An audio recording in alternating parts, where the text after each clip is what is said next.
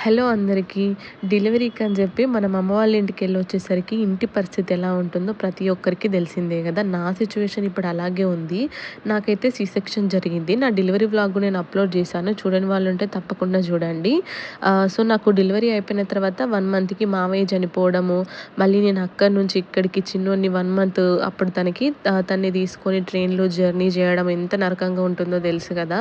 అది గాకుండా మళ్ళీ 3 మంత్స్‌కి మేము ఇల్లైతే షిఫ్ట్ అయినామనమాట. ముందున్న ఫ్లాట్‌కైతే వచ్చినాము. ఇల్లు షిఫ్ట్ అవ్వడం అంటే ఎంత పనుంటుందో తెలిసిందే. ఇదైతే ఒక 1 వీక్ పట్టింది నాకు ఇల్లు మొత్తం సర్దుకోవడానికే. అలా గాకుండా అన్ను ఒక్కడుంటున్నాడు గదా అని చెప్పి కనీసం నేను 20 డేస్‌కి అట్లా ఒకసారైనా వచ్చి అన్నుని చూసి మళ్ళీ ఇల్లంతా క్లీన్ చేసి తనకి వంట వండి పెట్టడం అలా గూడా ఇటు అటు తిరగడమే అవుతుంది. ఇప్పుడైతే చిన్నోడికి 6 మంత్స్ వచ్చినాయి. అన్నప్రాసన గూడా చేసినాము. ఆ వీడియోస్‌ని తొందరలోనే అప్‌లోడ్ చేస్తాను. అందుకోసమని ఒక 2 డేస్ ముందైతే వచ్చి ఇల్లంతా క్లీన్ చేసుకున్నా అన్ను నేను కలిసి.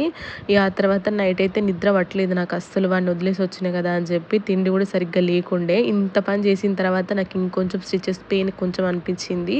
కానీ మళ్ళీ తప్పదు, చిన్నోడి కోసం వెళ్ళాలి. వాడే గుర్తొస్తున్నాడు. అందుకని పొద్దున్నే లేసి మళ్ళీ పనంతా చేసి పాపం అన్ను సరిగ్గా ఫుడ్ తినక చాలా రోజులవుతుంది ఇంటి ఫుడ్. అందుకని మళ్ళీ తన కోసమని చికెన్ ఫ్రై చేసి బగారా రైస్ అయితే చేసిన. ఇగ అప్పటికి ట్రైన్ టైమ్ అవుతుందని చెప్పేసి ఇంగైతే మళ్ళీ స్టార్ట్ అయినా అనమాట. సో, ఇలాంటి వీడియోస్ కోసం మీరు నా ఛానల్ అయితే సబ్స్క్రైబ్ చేసుకోండి. Thank you so much for watching.